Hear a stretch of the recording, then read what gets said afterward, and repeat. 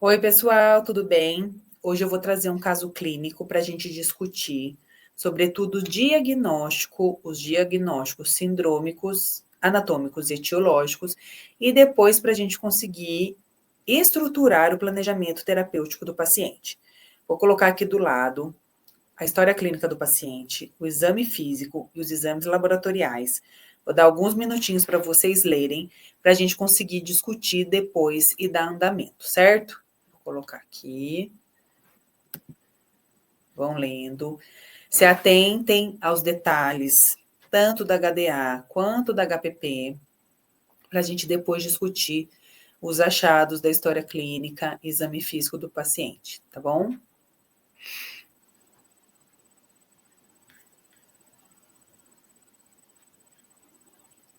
Se precisarem, deem um pause no vídeo, leiam e passem para o próximo. Então, aqui está a história clínica com história patológica pregressa.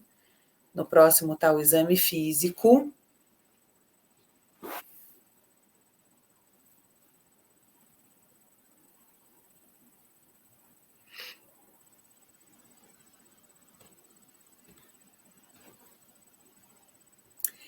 E, por fim, os exames laboratoriais. Iniciais, né? Não estão todos, mas estão os iniciais.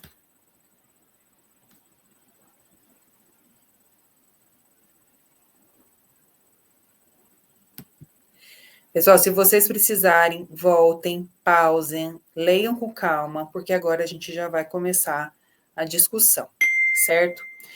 Então vamos começar. Qual é o diagnóstico do meu paciente? O que eu tenho de importante que eu tenho que separar tudo que o paciente contou, todos os exames que eu vi agora e estruturar na minha cabeça? Vamos lá. Eu tenho um homem de 55 anos que tem uma falta de ar, uma dispneia que piorou dos grandes para os médios esforços nos últimos 20 dias. E nos últimos 3 dias, ele teve uma piora da tosse com escarro amarelado e, junto com isso, refere uma piora da dispneia que a gente não conseguiu e precisaria depois melhor classificar essa dispneia, essa piora, se for aos pequenos esforços ou ao repouso. Mas não tem problema. O que a gente tem, então, é uma piora de dispneia progressiva. Não é uma piora aguda, não é uma piora súbita, não é um aparecimento súbito de dispneia. É um paciente que já tinha uma dispneia e foi piorando e procurou o serviço de saúde porque teve uma piora mais importante nos últimos 3 dias. E junto com isso, ele tem uma história patológica pregressa de tabagismo, que aqui vai pesar muito, vai definir muito e nos ajudar a determinar o diagnóstico dele. No exame físico, o que ele tem de positivo? Cianose, ele está descorado, isso vai se confirmar lá no exame laboratorial que ele tem uma anemia. Ele tem um sopro sistólico mitral e um sopro sistólico tricúspide, e ele tem todo o exame físico do tórax, do aparelho respiratório alterado.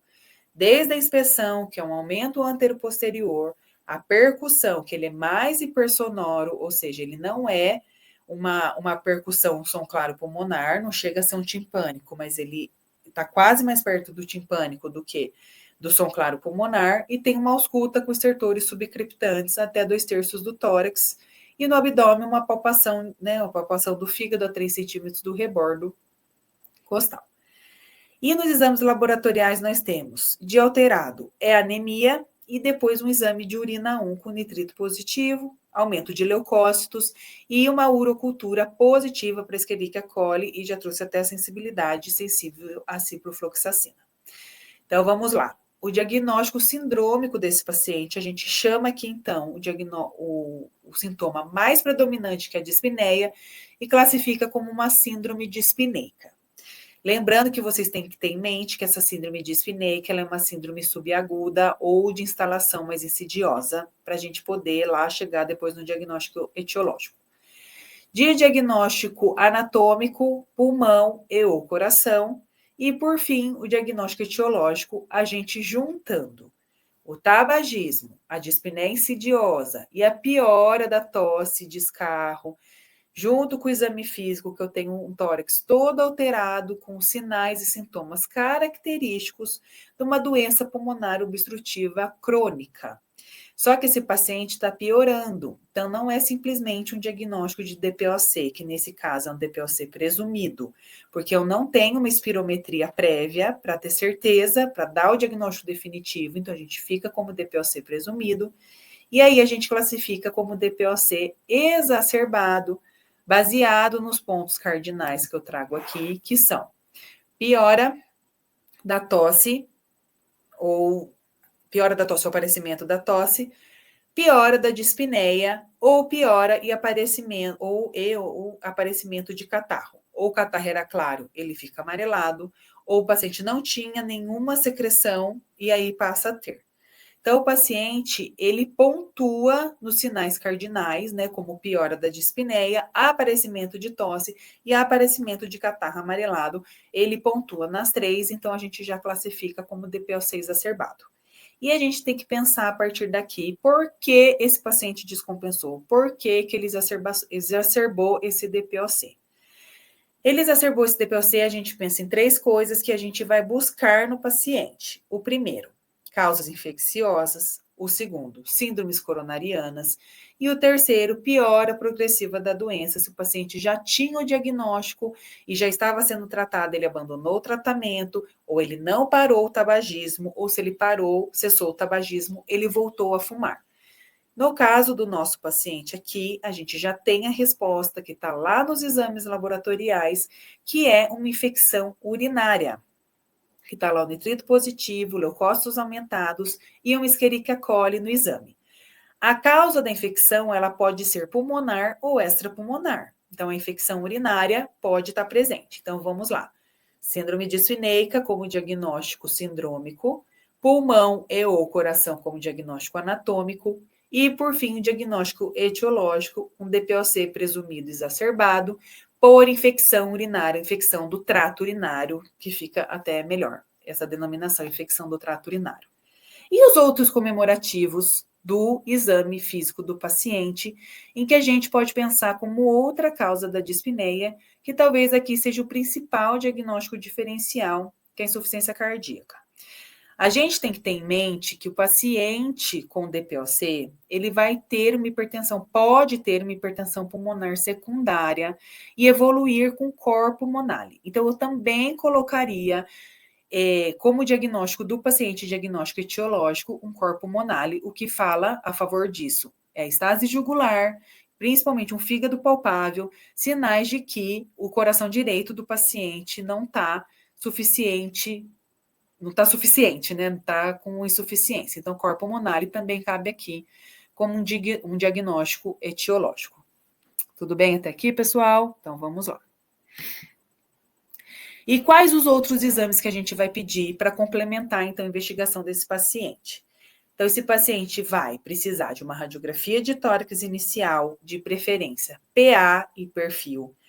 Tem que ser PA, porque eu preciso tirar a maximização cardíaca, né? Então, para ver melhor os campos pulmonares. E perfil, porque eu preciso ver se não tem nenhuma massa, nenhuma condensação retrocardíaca nesse paciente, que só o perfil vai permitir. Uma gasometria arterial é essencial, até porque o paciente está cianótico, e enzimas e um eletrocardiograma, até para eu poder excluir de vez mesmo que esse paciente não está tendo nenhum sinal de síndrome coronariana. Então, vamos lá. E, por fim, que foi a última pergunta do último quadro, para eu classificar esse paciente pelo MRC modificado, esta é a tabela, aumentei aqui para vocês verem melhor. Eu não tenho os dados suficientes desse paciente para poder classificar ele de uma maneira mais adequada. Mas se a gente considerar a história e diante de um paciente na vida real, a gente precisa questionar diretamente isso, porque isso vai ter muita importância depois no tratamento. Então, vamos lá, pessoal. Vamos tentar classificar aqui com o que a gente tem na história. Eu consideraria esse paciente pelo menos entre grau 2 e grau 3, né? Porque ele tem uma piora dessa dispneia progressiva. Não cita que ele tem uma dispneia ao repouso ou aos pequenos esforços. Então, eu acho que pelo menos uma dispneia ali, grau 2, ele tem, no caso da escala MRC modificada. Então, a gente já classifica, fiquem com isso em mente. e vamos olhar os resultados dos exames que a gente pediu. Olha o raio-x de tórax do paciente. Essa radiografia, ela tem 4 características de um paciente que tem DPOC. Vamos começar pelo raio-x em PA. Eu tenho um aumento entre as costelas, né? Entre as costelas, eu tenho um aumento dos espaços entre as costelas. Eu tenho uma retificação do diafragma dos dois lados, inclusive o diafragma do lado direito está na mesma altura do diafragma do lado esquerdo, e eu tenho um mediastino e uma silhueta cardíaca mais alongada do que a gente chama que é coração em gota. Então, essa radiografia tem 3 características de DPOC, certo? O que eu interpreto isso? Eu interpreto que esse pulmão ele está ficando hiperinsuflado. Ele está ficando mais cheio de ar do que deveria. Inclusive, uma outra característica que ele tem é a hiperinsuflação, porque eu vejo praticamente todas as costelas. Uma radiografia bem inspirada num paciente que não tem doença pulmonar, eu espero ali ver entre a 9ª e a 10ª costela, mais ou menos. Aqui eu vejo praticamente todas. Então, todos esses sinais que o paciente tem é um sinal de hiperinsuflação. E na radiografia ao lado, que é a radiografia de perfil, o que eu vejo? Um aumento antero-posterior, que eu posso só ver e classificar nas radiografias em perfil, tá? Tanto no exame físico quanto na radiografia, eu tenho que avaliar o aumento do diâmetro antero-posterior com o paciente de lado, com o paciente em perfil. Essa é a radiografia. Então, ele tem o que corrobora com o nosso diagnóstico de DPOC. A gasometria. Essa gasometria foi coletada na crise do paciente, ou seja, quando o paciente estava lá com falta de ar, e eu vejo aqui o PO2 muito baixo, né? Um PO2 de 49, 49,6. Vamos aumentar aqui, ó. 49,4. Eu tenho o PCO2 aumentado, eu tenho o bicarbonato aumentado também. Então, além desse paciente ter uma hipoxemia, ele também tem uma hipercapnia, ele retém CO2 por conta da doença pulmonar. E isso a gente tem que ter em mente para a estratégia depois de tratamento do que ele vai se beneficiar, certo? Então, ele está hipoxêmico e hipercapnêmico, certo? E vamos continuar. Então, a gente internou esse paciente, até porque ele está descompensado, ele estava com sinais vitais todos alterados.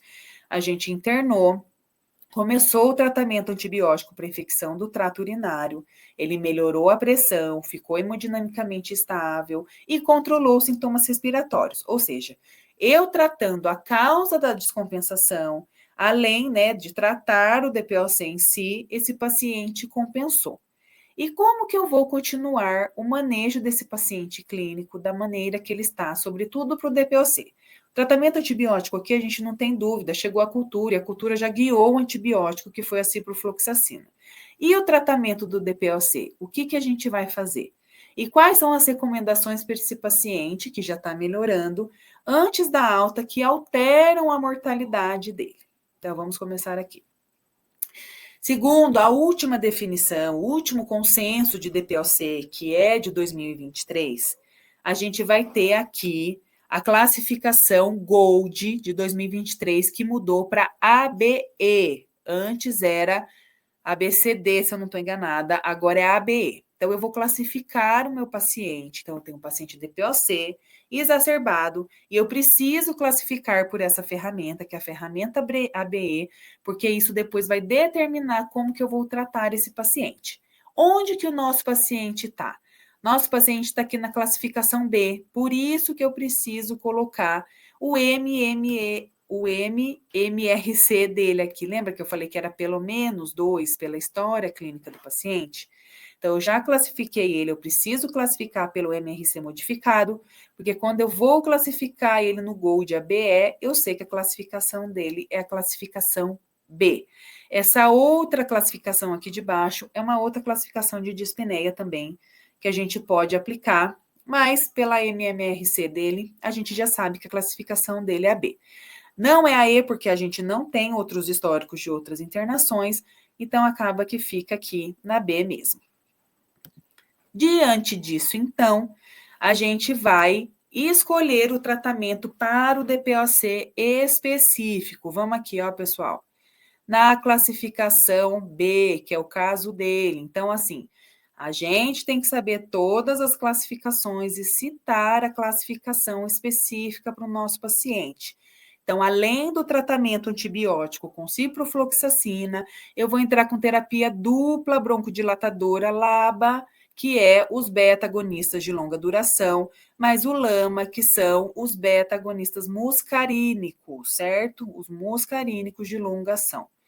Então, os beta-agonistas de longa duração e os antimuscarínicos de longa duração também, e um dispositivo, né, um inalador que ajude a aplicar, a gente sabe que beneficia o paciente. Então, o paciente vai ter dupla medicação inalatória com LABA e LAMA, nesse caso. Lembrando que, nos casos de exacerbação, como o paciente estava muito sintomático, a gente pode lançar mão inicialmente, principalmente no primeiro dia do DPOC exacerbado, de corticoides parenterais, como o hidrocortisona 500 miligramas, e os beta-agonistas de curta duração também. Lembrando que a grande medicação dos pacientes DPOC são os broncodilatadores e não os corticoides inalatórios. Na crise, a gente pode lançar mão, mas o mais importante é fazer essa dupla medicação inalatória com LABA e LAMA. Principalmente nele, que é a classificação B. Se seu outro paciente tiver outra classificação, classifique o MMRC e veja se ele é A ou se ele é E, depois na classificação Gold, e ver se tem alguma coisa de diferença que a gente pode usar, mas o nosso paciente está na categoria B de bola. E isso ajuda muito a sistematização do plano terapêutico. E, por fim, o que a gente deve fazer para o paciente, o que altera a mortalidade? A recomendação, essa última recomendação de 2023, mostrou que a terapia farmacológica associada também altera a mortalidade no paciente, que é chamada terapia tripla, quando comparada à dupla broncodilatação. Então, isso vai depender da classificação do paciente, mas eu quero que vocês tenham isso em mente.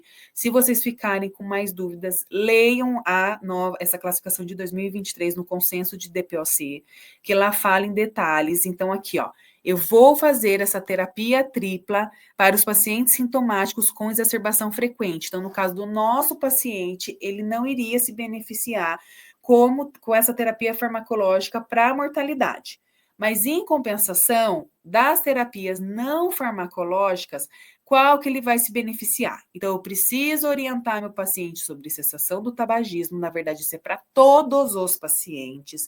Inclusive, a gente orienta caso esse paciente precise de auxílio medicamentoso, a gente encaminha o paciente para o CAPS, que tem programas para tabagismo, porque o paciente com DPOC precisa parar de fumar, certo? Senão ele não vai conseguir, ele não vai voltar o pulmão que era antes, mas ele também vai continuar progredindo na doença e ter mais exacerbações, mais complicações e piora da dispneia.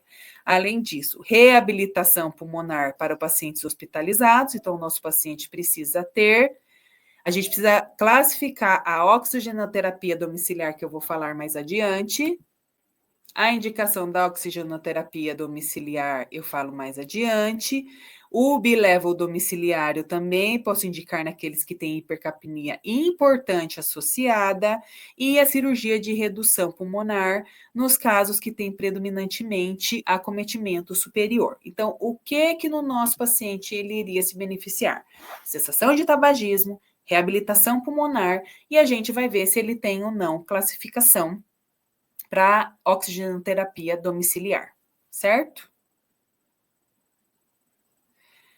Se a gente considerar aquela gasometria que ele fez, depois que ele melhorou, se a gente tiver uma questão de que essa gasometria não tenha melhorado e ele continue com o PO2 abaixo de 55, aí que a gente vai classificar, quer dizer, eleger esse paciente para O2 domiciliar. Então, vamos lá.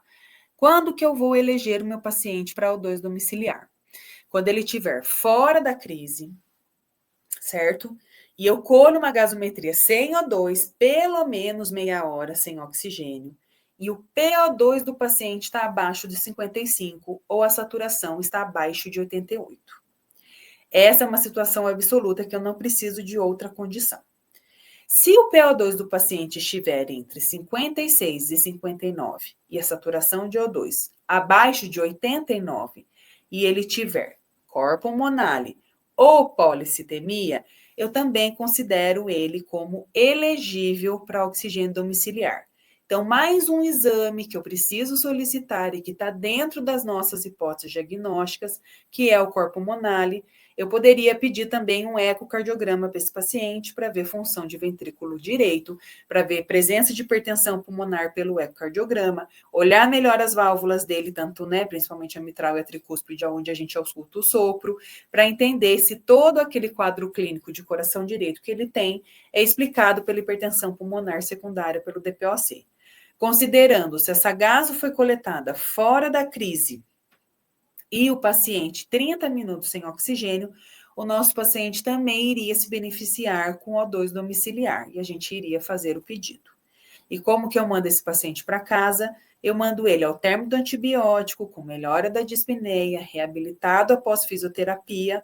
A gente manda a medicação dupla inalatória dele com LABA e LAMA, além do que a gente pode ainda encaminhar ele para fisioterapia ambulatorial, além de aconselhamento de cessação de tabagismo, apoio psicológico, tratamento psiquiátrico, se for necessário para isso, e o O2 domiciliar, se for o caso, se a gente considerar que essa gasometria é a gasometria dele fora da crise. Certo, pessoal? Essa foi a discussão do nosso caso clínico. Espero que vocês aproveitem. Fiquem com algumas dúvidas, deixe comentário aqui que eu vou respondendo, tá bom? Espero que vocês tenham gostado.